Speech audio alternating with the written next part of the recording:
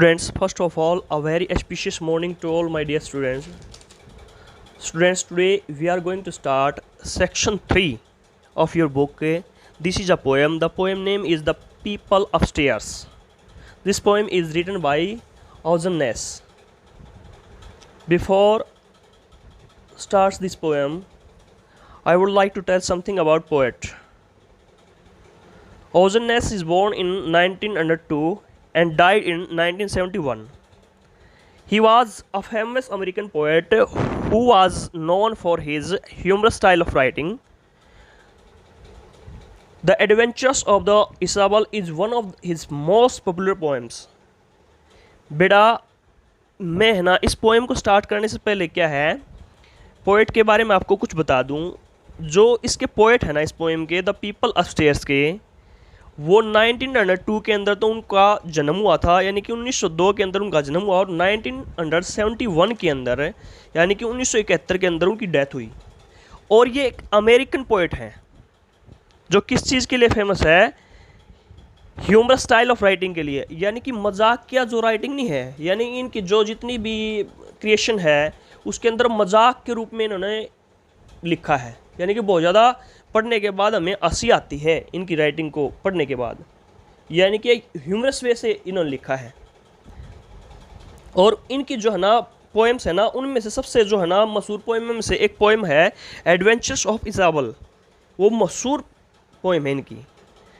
ये सेम जो पोएम जिसको हम आज रीड करेंगे the people upstairs also is a humorous poem, ये भी एक मजाकिया वे से लिखी हुई पोएम है। इस पोएम के अंदर है ना जो एugene नैस हैं वो क्या कर रहे हैं, अपने जो पड़ोसी नहीं है जो उससे उनसे अपस्टेयर रहते हैं, यानी कि ऊपरी मंजिल के ऊपर रहते हैं, जहाँ पर एugene नैस रह रहे हैं उससे ठीक ऊपर वाली मंजिल के ऊपर वो रह रहे हैं। अपस्टेयर्स का मतलब होता है बेटा जो ग्राउंड लेवल नहीं होता, ग्राउंड लेवल से जो ऊपर वाली जो बिल्डिंग होती है उसको अपस्टेयर बोलते हैं, ऊपरी मंजिल को। जैसे कि आपने देखा होगा बहुत सारे फ्लैटों के अंदर होता है ग्राउंड फ्लोर होता है, फिर फर्स्ट फ्लोर होता है, सेकंड फ्लोर होता है। इसी प्रकार से जो ऊपर वाली बिल्डिंग होती है उसको अपस्टेयर्स बोलते हैं। आई थिंक आपको अपस्टेयर का मीनिंग है ना समझ में आ गया होगा। पोएम को मैं अंडरलाइन कर देता हूँ और अपस्टेयर को। इस पोएम को अच्छी तरीके से हम समझने से पहले बेटा ना अबाउट द पोएम को डिस्कस करेंगे ताकि हम है ना अच्छी तरीके से इस पोएम के बारे में हमें जान सकें। Let's start. In this poem we will get to know how some people make the living of the people miserable by not following any rules of living upstairs। इस पोएम के अंदर है ना हम इस बात को जानेंगे भी किस प्रकार कुछ लोग है ना भी क्या कर देते हैं, make lifes of people miserable, लोगों का जो है ना जीवन ना दयनीय बढ़ा देते हैं।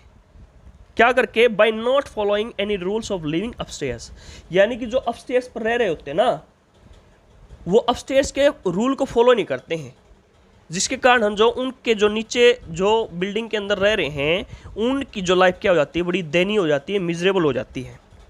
सेम इस पोएम के अंदर भी क्या बताया गया है, here in this poem the poet describes about the selfish kind of persons who lives upstairs. यहाँ पर भी सेम क्या बात बता रहा है, यहाँ पर पोएट की भी है ना कुछ सेल्फिश काइंड के जो लोग होते हैं वो दूसरे की शांति के अंदर खलल डालते हैं, दूसरों को परेशान करते हैं। चलो बेटा अब इस पोएम को स्टार्ट करते हैं। आई थिंक आपको अच्छी तरीके से समझ में आ गया होगा ये।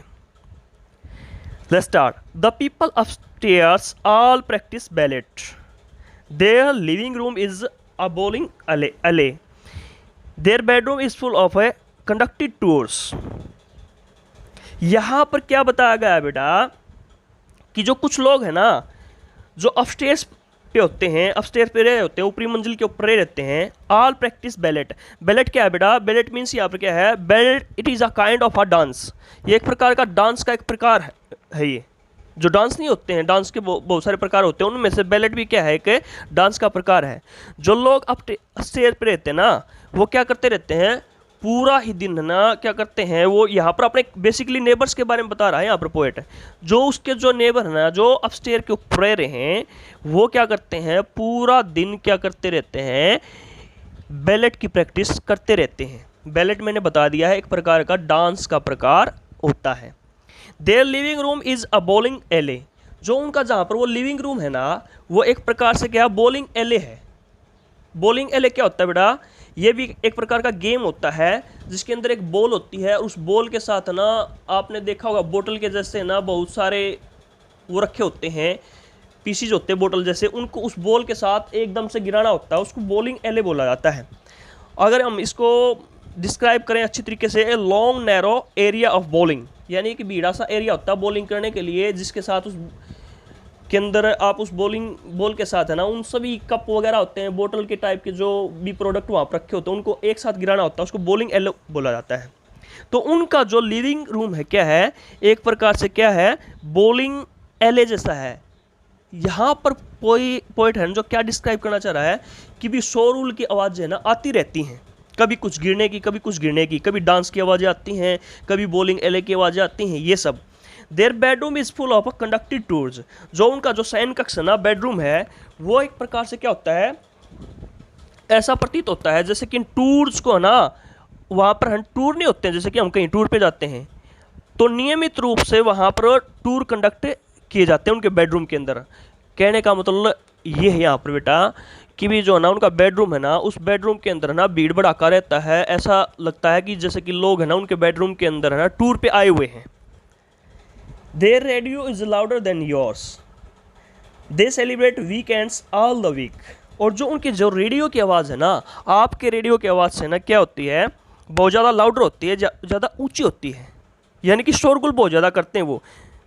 और क्या करते हैं वो, जो सप्ताह के हर दिन को ना वो यानी कि वीकेंड की तरह सेलिब्रेट करते हैं। जो वेस्टर्न कंट्री होती है ना बेसिकली, वहाँ पर क्या होता है बेटा, वीकेंड में लोग है ना पार्टी बनाने के लिए जाते हैं और बड़ा इंजॉय करते हैं वो, कभी बीच पे चले जाते हैं, कभी कहीं पर कॉकटेल पार्टी वगैरह के लिए चले जाते हैं। तो सेम ये क्या कहा गया है, बड़े फनी वे से बताया गया है, जो उनका जो हर दिन ना एक प्रकार से वीकेंड होता है, सप्ताह के जो के अंदर 7 दिन होते हैं, हर 7 के 7 दिन वो क्या करते हैं, पार्टी करते हैं। When they take a shower your ceiling leak, और जब वो ना शावर लेते हैं ना, नहाते हैं, तो क्या करने लग जाती है, आपकी जो सीलिंग है ना, सीलिंग का मतलब होता है बेटा छत, आपकी छत भी क्या हो जाती है, लीक होने लग जाती है। यहाँ से क्या मेंशन करना चाह रहा है पोएट है कि भी बहुत ज़्यादा पानी का वेस्टेज करते हैं, वो इतना अधिक पानी बर्बाद करते हैं कि भी है ना, इतना अधिक पानी बर्बाद होने के बाद क्या होने लग जाती है, जो नीचे वाला जो आदमी है ना उसको भी डिस्टर्बेंस होने लग जाती है, और उसकी भी जो छत है ना, छत चौक करके नीचे पानी आने लग जाता है, यानी कि लीक होने लग जाता पानी, इतना वेस्टेज करते पानी का वो। They try to get their parties to mix by supplying their guest with pogo sticks. Pogo sticks क्या होता है बेटा, एक प्रकार का एक स्टिक होती है जिसके ऊपर नीचे स्प्रिंग लगे होते हैं, और उसके दोनों तरफ है ना आप पैर रख करके उछलते कूदते हो, उसको पोगो स्टिक बोलते हैं। और वो क्या करते हैं, अपनी पार्टीज को ना मिक्सअप कर देते हैं, मिक्स कर देते हैं, यानी कि इतना शोरगुल हो जाता है उनकी पार्टी के अंदर है, क्या कर देते हैं, अपने गेस्ट को ना एक प्रकार से ना पोगो स्टिक दे देते हैं।